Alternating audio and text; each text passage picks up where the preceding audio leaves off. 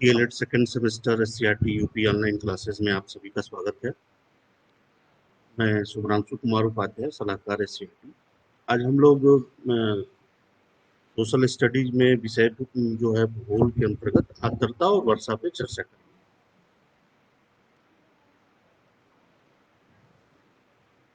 सबसे पहले हम लोग ये जानने की कोशिश करेंगे कि जल वाष्प तथा वाष्पीकरण क्या है। जैसा कि हम सब जानते हैं कि जो जल है वो वायुमंडल में तीन अवस्थाओं में रहता है, जैसे गैस, द्रव और ठोस के रूप में उपस्थित। वायुमंडल में उपस्थित जल वाष्प को ही हम आर्द्रता कहते हैं। और वायुमंडल के संगठन में जल वाष्प का जो योग होता है वो 2% होता है। यह हमने जब कंपोजिशन ऑफ एटमॉस्फेयर पे चर्चा की थी तो उस समय ये विस्तृत से हमने बताया था। और इसका जो इसकी जो क्वांटिटी है, मात्रा है, वो विभिन्न स्थानों पर अलग अलग होती है। और ये जो रेंज है वो 0 to 5% तक। तो वायुमंडल में समस्त जल वाष्प जो है का 50% भाग ही वायुमंडल के निचले सतह, जिसकी ऊंचाई करीब 2000 मीटर तक वाले भाग में ही रहती है। वायुमंडल में स्थित जल वाष्प की मात्रा में मौसम तथा स्थानीय परिवर्तन के कई महत्वपूर्ण रोल होते हैं। जैसे जल वाष्प की वास्तविक मात्रा पर वर्षा की मात्रा, पृथ्वी का स्वरूप, पृथ्वी के विकिरण, उष्मा के नष्ट होने की मात्रा, धरातली तापमान, ये सारे जो फैक्टर्स हैं they are very important while dealing with humidity. इनकी इनके जो प्रभाव हैं वो हमारी आर्द्रता पर विशेष रूप से पड़ते हैं। और आर्द्रता के जो स्रोत हैं पृथ्वी के ऊपर वो निम्नलिखित हैं। जो सागरीय हैं, स्थलीय झील हैं, जलाशय हैं, तालाब हैं, सिंचित कृषि क्षेत्र हैं, नदियां हैं, वनस्पतियां हैं। इन सारे सोर्सों से हमें आर्द्रता प्राप्त होती है। और जल से जल वाष्प के रूप में बदलने की जो प्रक्रिया होती है उसे हम वाष्पीकरण कहते हैं। और वाष्पीकरण की मात्रा तथा तीव्रता जो है वो वायु की गति, तापमान, शुष्कता आदि पे निर्भर करती है। अब हम बात करेंगे, जैसा कि हम सब जानते हैं कि उच्च तापमान पर वायु जो है शुष्क हो जाती है और उसकी गति तीव्र होती है और वाष्पीकरण भी उतना ही अधिक और तीव्र होता है। इन सब बातों को समझने के लिए कुछ हम लोगों को ये जो टर्म्स दिए हुए हैं इनके बारे में विशेष रूप से जानने की आवश्यकता है। सबसे पहले हम लोग बात करेंगे कि गुप्त ऊष्मा क्या है। तो जल को वाष्प या गैस में परिवर्तित करने के लिए ऊष्मा के रूप में जो ऊर्जा की आवश्यकता होती है उसको ही हम गुप्त ऊष्मा के रूप में जानते हैं। और जैसा कि हम सब जानते हैं कि जो ऊष्मा की इकाई है वो कैलोरी होती है। और इसको हम लोग इस तरह से समझने की कोशिश करेंगे, जैसे कि 1 ग्राम बर्फ को जल में परिवर्तित करने के लिए 79 कैलोरी तथा 1 ग्राम जल को वाष्पीकरण द्वारा वाष्प में परिवर्तित करने के लिए 607 कैलोरी ऊर्जा की आवश्यकता होती है।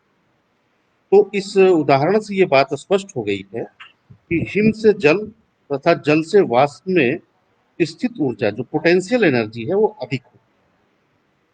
तो वाष्प में ऊष्मा की यह छिपी मात्रा जो है वो गुप्त ऊर्जा या गुप्त ऊष्मा के रूप में इसको हम लेटेंट हीट कहते हैं।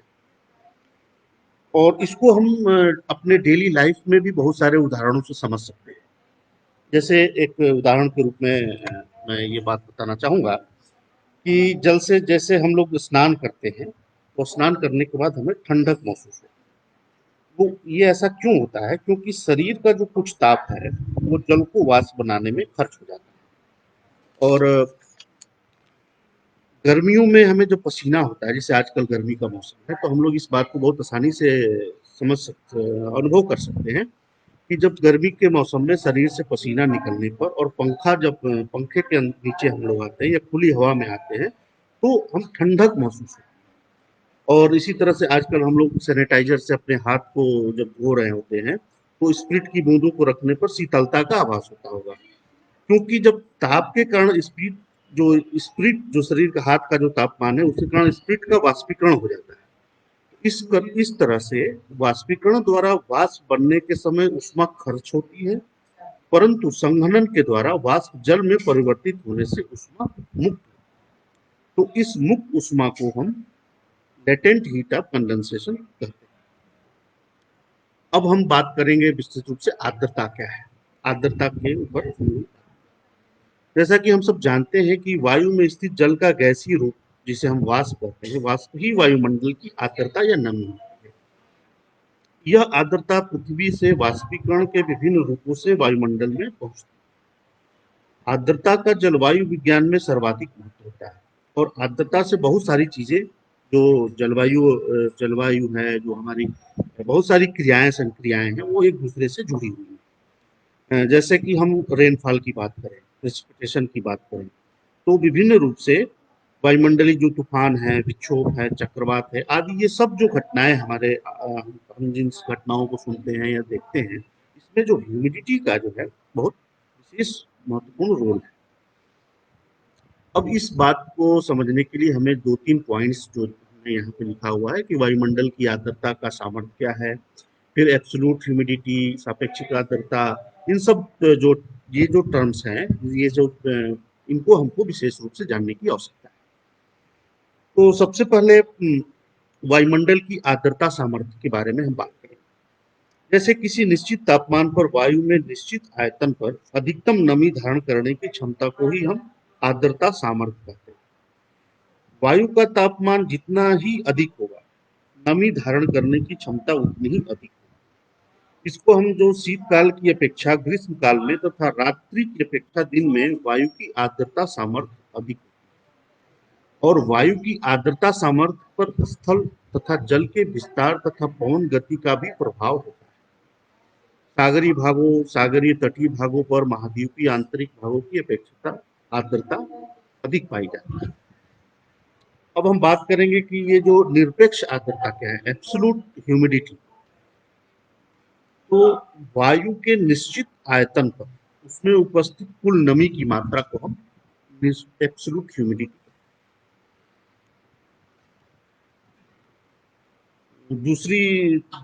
तीसरी जो बात है वो सापेक्षिक आर्द्रता, रिलेटिव ह्यूमिडिटी क्या है।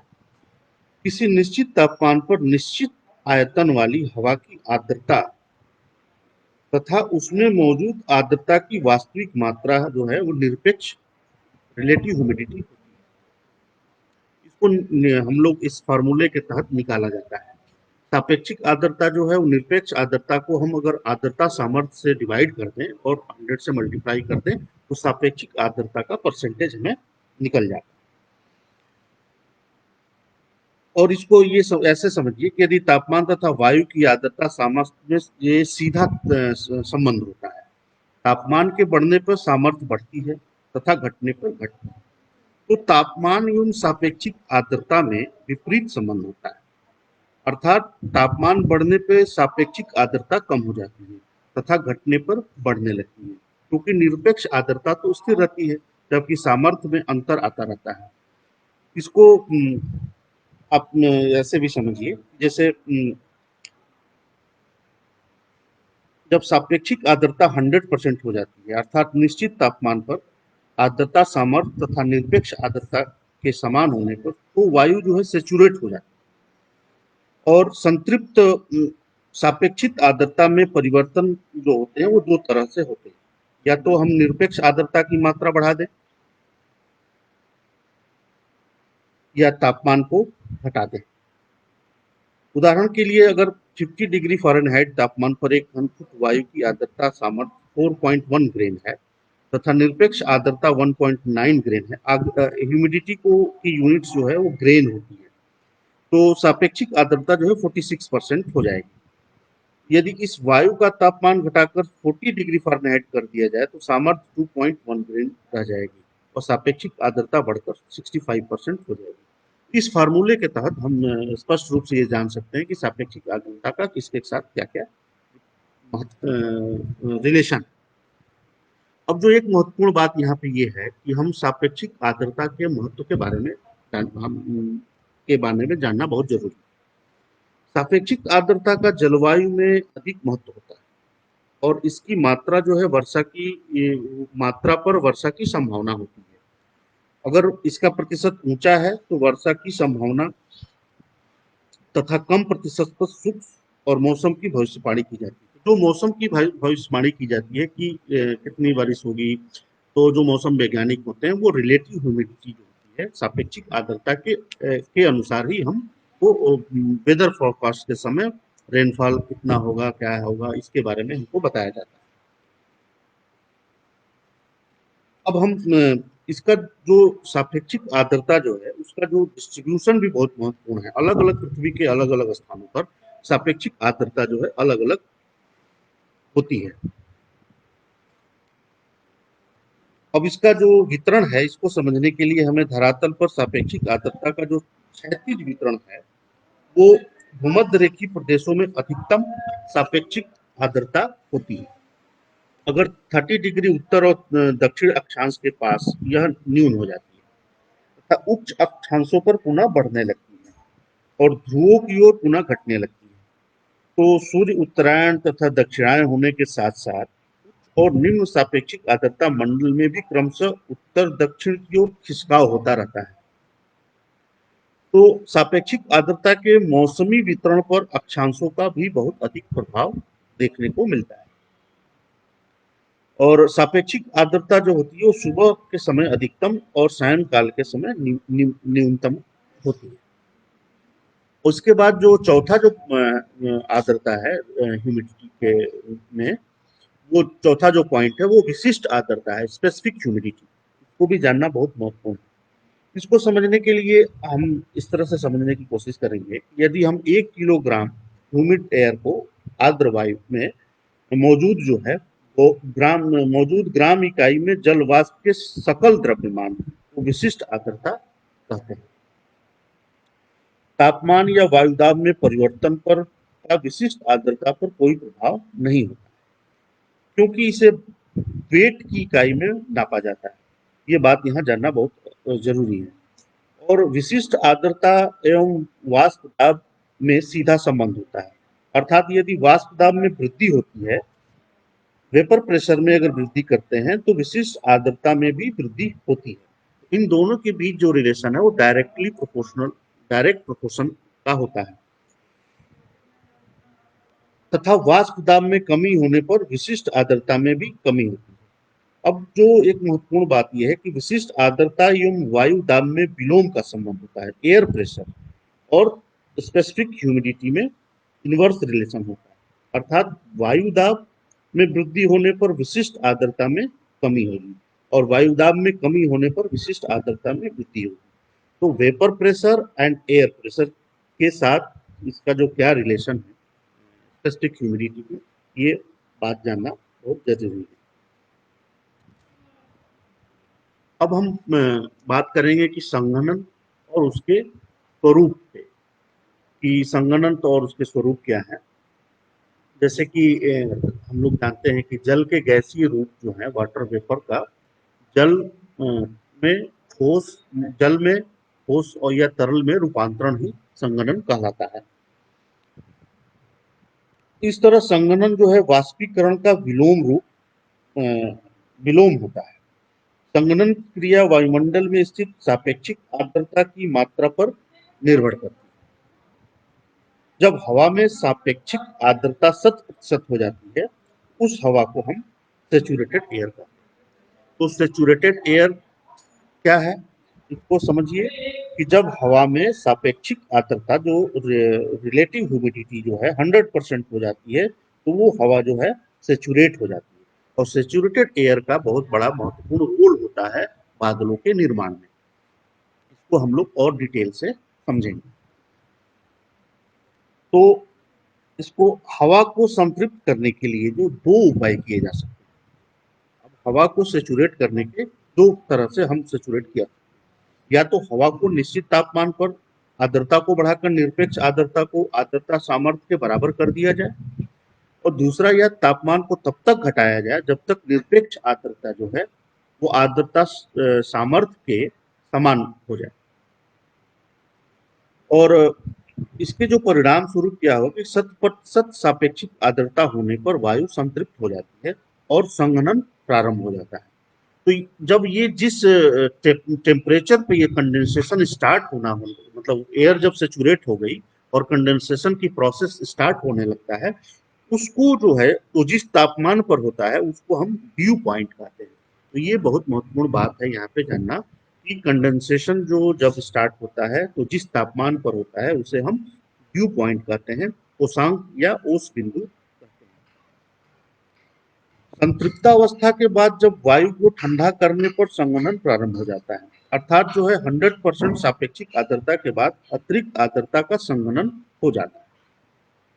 अब जो है हम ये इसको और दूसरे तरीके से और इसको सरल रूप से समझने की कोशिश करेंगे एक उदाहरण के तौर पे। और इसको वायु का ठंडा होना, एडियाबेटिक ताप का परिवर्तन, ये हमने पिछली अपनी कक्षा में ये बताया था कि जैसे जैसे हवा ऊपर जाती है टेम्परेचर घटते जाता है 6.5 डिग्री पर 1000 मीटर, और इसको हम नॉर्मल लैप्स रेट कहते हैं। तो कोई निश्चित आयतन वाली वायु यदि सागर तल से ऊपर उठती है, जो ऐसी वायु जिसका आयतन निश्चित हो, तो वो वहां पर कम वायुमंडल भार के कारण उसका आयतन बढ़ जाता है। तो जैसे जैसे हवा ऊपर जाती है तो वायुमंडली कम वायुमंडली भार के कारण उसका आयतन जो है बढ़ जाता है और अधिक फैलाव होने लगता है। हवा हल्की होगी, एक्सपैंड करती जाती है, उसका वॉल्यूम बढ़ते जाता है जैसे जैसे हवा ऊपर जाती है। और इसके विपरीत जो ऊंचाई से जब निश्चित आयतन वाली हवा नीचे की तरफ उतरती है, वर्टिकली डाउन की तरफ जब हवा आती है, तो वायुमंडलीय भार के कारण वह सिकुड़ती है। एटमॉस्फेयर प्रेशर जो मास है उसकी वजह के कारण वो उठती है और उसका आयतन घट जाता है।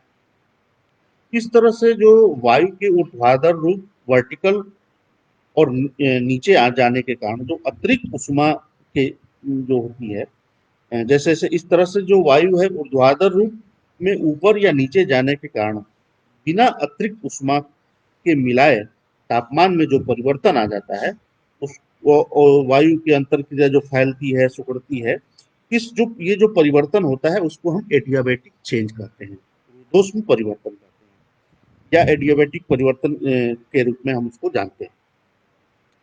अब एडियाबेटिक चेंज जो है वो उसके जो कई परिवर्तन के जो बहुत सारे प्रकार हैं, उन प्रकारों के ऊपर भी हम थोड़ा थोड़ा सा यहाँ पे प्रकाश डालने की कोशिश करेंगे। जैसे कि एक होता है कि शुष्क मृदोष्म दर, ड्राई एडियाबेटिक रेट। ये क्या है कि जैसे अनसेचुरेटेड एयर जब ऊपर उठती है और तो उसका तापमान यदि पर 1000 फीट पे 5.5 डिग्री फ़ारेनहाइट की दर से घटता है, तो इसे हम ड्राई एडियाबेटिक रेट कहते हैं।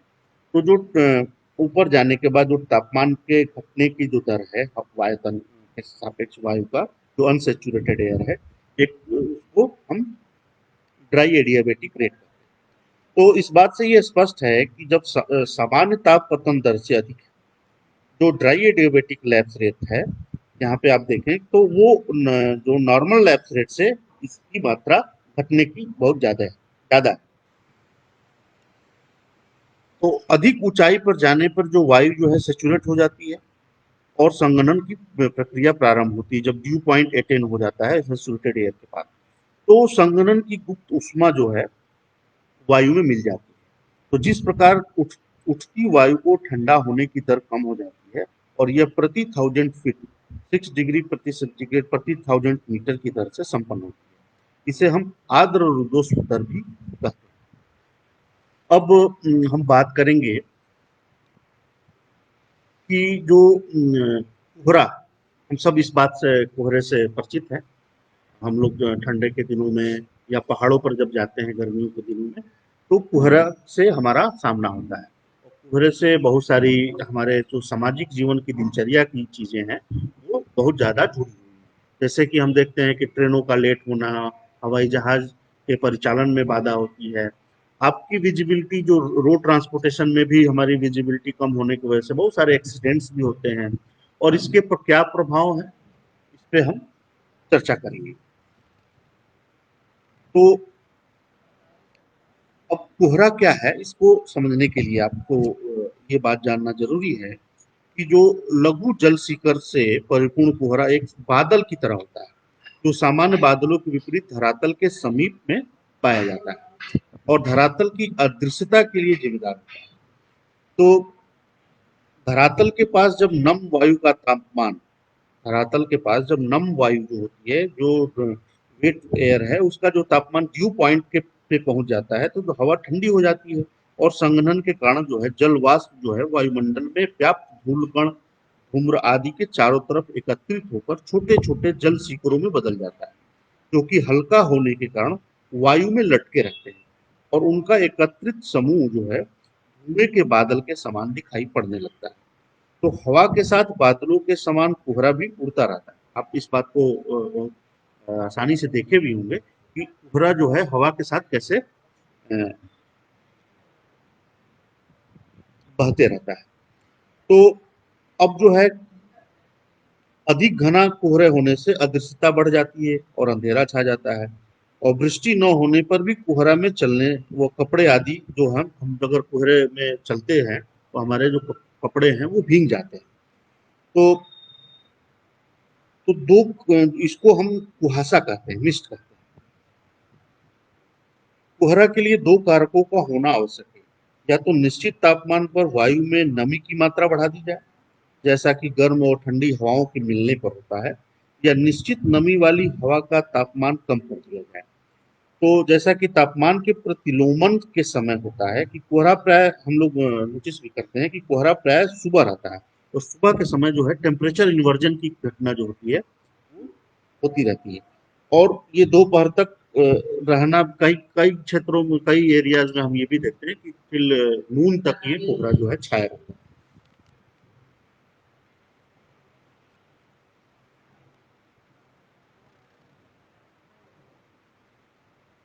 अब हम बात करेंगे कि कोहरे के क्या प्रभाव होते हैं। इसके पॉजिटिव भी इम्पैक्ट है और निगेटिव भी इम्पैक्ट है। पॉजिटिव इम्पैक्ट क्या है, इस पे हम बात करेंगे। जैसा कि हम सब जानते हैं कि महासागरों और महाद्वीपों पर कोहरे के कारण जो है निगेट जो जलयान है, वायुयान है और भी अन्य यातायात की जो यातायात में हमें कठिनाई होती है और दुर्घटनाएं भी बढ़ जाती है। कभी कभी कोहरा इतना घना हो जाता है कि मानव का पैदल चलना भी रुक जाता है। तो पहाड़ियों पर कोहरे के कारण जो चाय और कहवा के पौधों को सूर्य की तीक्ष्ण किरणों से रक्षा होती है। तो ये अरब में यमन की पहाड़ियों पर जो मोचा कहवा को कोहरे से पर्याप्त लाभ होता है। जैसे कहवा की खेती के लिए कोहरे का होना बहुत जरूरी है। और कई बार ऐसा भी हम लोग ऐसी घटनाएं हुई है दुनिया के अंदर कि कोहरे के साथ जब स्मॉग, जो जहरीली धूल के कण, फैक्ट्रियों के जो स्मॉग हैं, धुएं हैं, वो कोहरे के साथ मिलकर के कैसे मानव जीवन को के लिए खतरा उत्पन्न की है। इसमें एक सबसे महत्वपूर्ण घटना जो है, ये जो संयुक्त राज्य अमेरिका की में पेंसिल्वानिया जो है प्रांत की जो डोनारा घाटी में 26 अक्टूबर 1948 को करीब 1000 फीट की मोटी ठंडी वायु की परत का विस्तार हो गया था और घने कोहरे होने की वजह से कारखानों की चिमनियों से निकलने वाले जो धुएं के साथ सल्फाइड फ्यूम्स वायु में मिल गई और जिससे जहरीले कोहरे का निर्माण हो गया। तो इसका जो परिणाम हुआ उसमें डोनेरा घाटी में करीब 43% निवासी इससे बीमार हो गए और खांसी और श्वसन क्रिया में उनको रुकावट का अनुभव हुआ और करीब 20 व्यक्तियों की मौत भी हो गई। तो कैसे कोहरे का जो निगेटिव इम्पैक्ट है कि जब ये जहरीली हवा जो है उसमें घुल जाती है तो ये हमारे स्वास्थ्य के लिए बहुत ही हानिकारक है। अब हम बात करेंगे जो विषय इस समय है वो क्लाउड के बारे में। क्लाउड क्या है, क्लाउड का वर्गीकरण क्या है। जैसा कि इस प्रेजेंटेशन में आप लोग देख रहे होंगे कि बादलों का जो वर्गीकरण किया गया है, यहाँ जो वर्गीकरण है वो बेस्ड ऑन हाइट है, ऊंचाई के अनुसार बादलों को हम निम्न तीन मुख्य रूप से भागों में बांटते हैं। तो जो पहली श्रेणी है उसको हम उच्च बादल कहते हैं।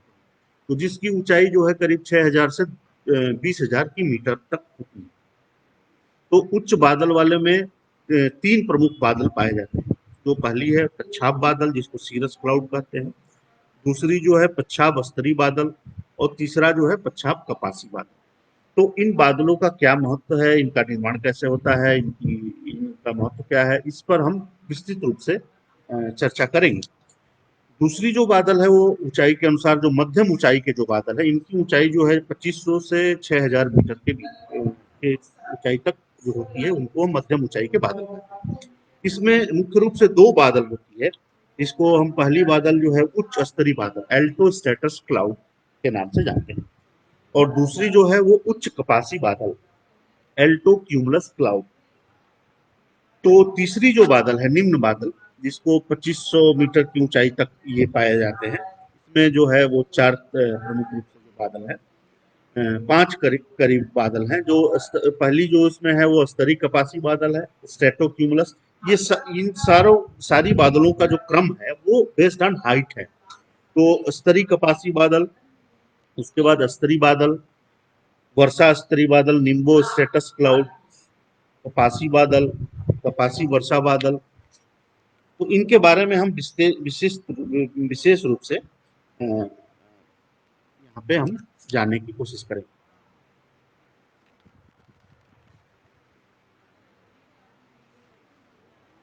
अब हम बात करेंगे कि जो जल वर्षा जो है उसके क्या प्रकार हैं।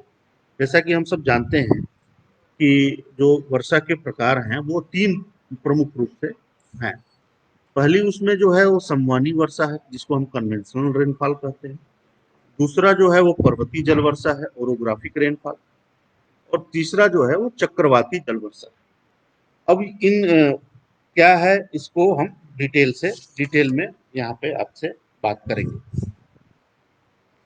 तो इस चित्र में भी आप स्पष्ट रूप से देख रहे होंगे, कन्वेंशनल रेनफॉल जो है, संवहनी वर्षा जो है, वो कैसे हवा जो असेंडिंग एयर ऊपर जाती है, फिर सेचुरेटेड हो जाती है, ड्यू पॉइंट के बाद जो टेम्परेचर घटता है, फिर कंडेंसेशन स्टार्ट होता है और बादलों का निर्माण होता है, और फिर वो बादल जो है बारिश के रूप में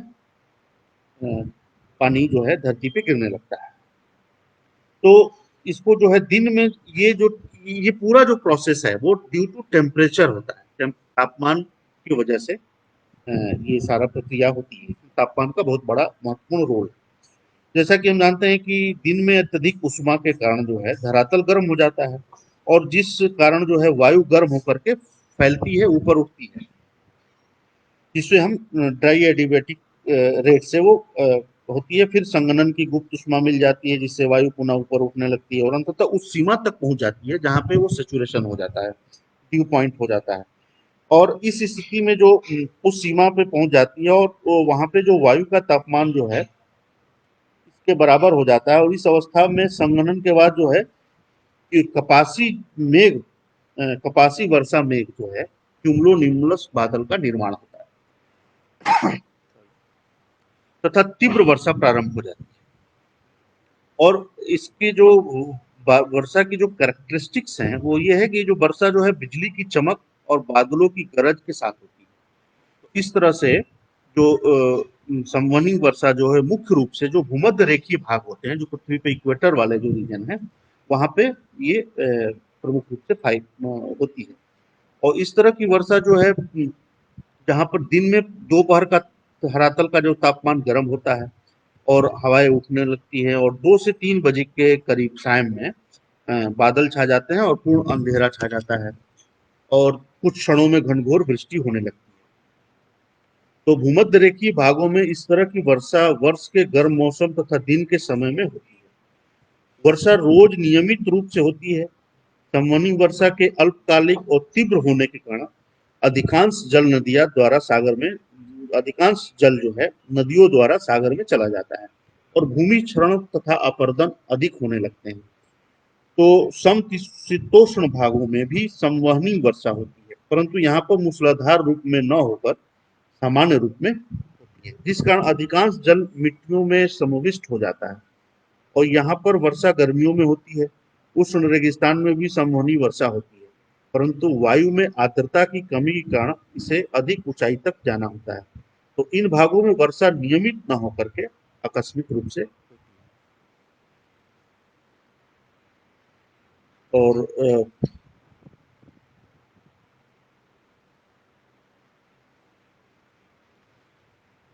अगली कक्षा में हम पुनः जो है दूसरी जो ओरोग्राफिक रेनफॉल और चक्रवाती जल वर्षा है, इस पर विस्तृत रूप से चर्चा करेंगे। और बहुत बहुत धन्यवाद आपको।